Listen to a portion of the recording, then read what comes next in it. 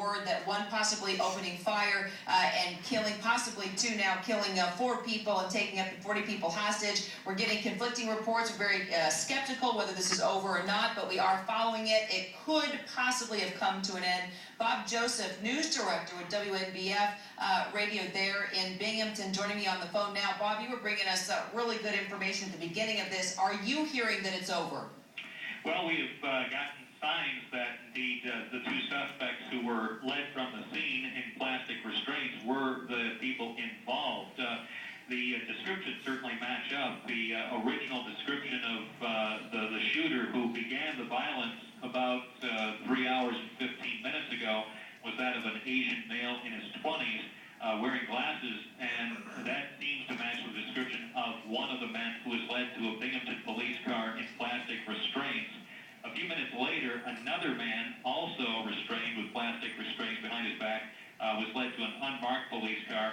We don't know whether both of them were shooters or if the one man was the shooter and another could have been an accomplice. We had heard that only one man had actually been firing his weapon starting at about 10:30 this morning Eastern Time.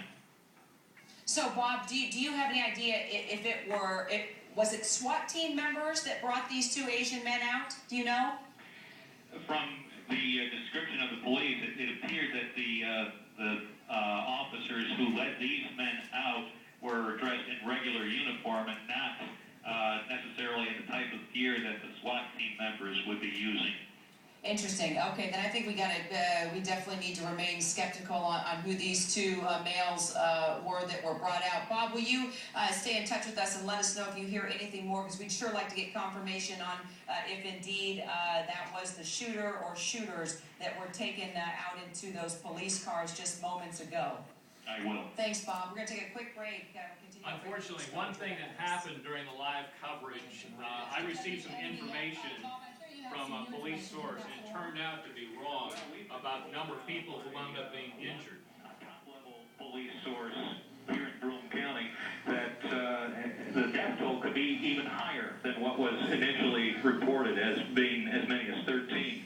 We now have information that as many as 15 people may be dead, and possibly, and again I stress possibly, 26 people wounded. Now that part about the number of people being wounded turned out to be wrong. These numbers until the news conference is held probably in about 2 or 2.5 hours. Are they reluctant to confirm those details because they're still going through the building? In referring to that number, I did clarify that it was from a single source, but it doesn't make me happy that that number actually turned out to be off the mark. But it was based on information from a person that I've dealt with over the years and had reason to believe that it was 100% accurate. But I still stress it was from a single source. It turned out to be wrong. Possibly shot, and they may not have been discovered yet. Bob, what have you heard from your police sources so far about what kind of weaponry was used and what kind of weaponry has since been discovered since they let out at least 2 men in handcuffs? Well, the initial report from Binghamton Mayor Matthew Ryan, he told our station in the early stage that the gunman was armed with a high-powered rifle. And that was the only specific description of a weapon we received, and that was from Mayor Ryan early on, before the rampage came to a conclusion. So, again, with some of that information, it turned out to be a little off, but again, that's one of the dangers you run into when you're covering any kind of a story that is so fluid as this. The basic facts of the number of dead, the total turned out to be 14, but the fact is, not that many more people had been injured. There were several other people injured, but it did not go up as high as I had been told. Sort of average height hasn't been described to us in any way but that. Do you have anything more? Well, he was said to be between 5'8" and 6 feet tall, wearing a bright, spring-like green jacket. So, one thing you also get from seeing these clips from the 3 major news channels, too, is how, when there's a big story, they want to cover it continuously, and they also need to fill up their airtime. And that's why you hear a lot of the questions about things that might not seem to be that relevant, but they need to fill up airtime until more specific facts or new pictures come in. It appears that what his goal was to kill people.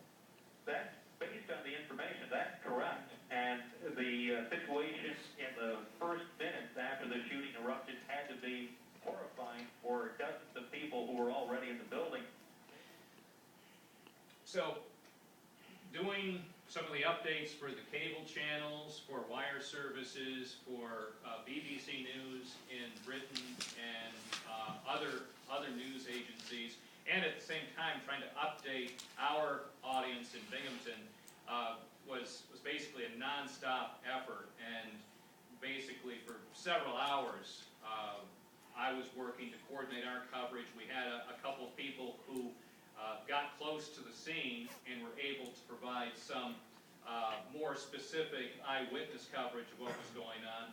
But until late afternoon, until I think it was close to 5 o'clock, the official information was not available from the police. And one of the things that was most frustrating about a story like this, where clearly so many lives were affected and a lot of people had a lot of questions, there was a vacuum of information.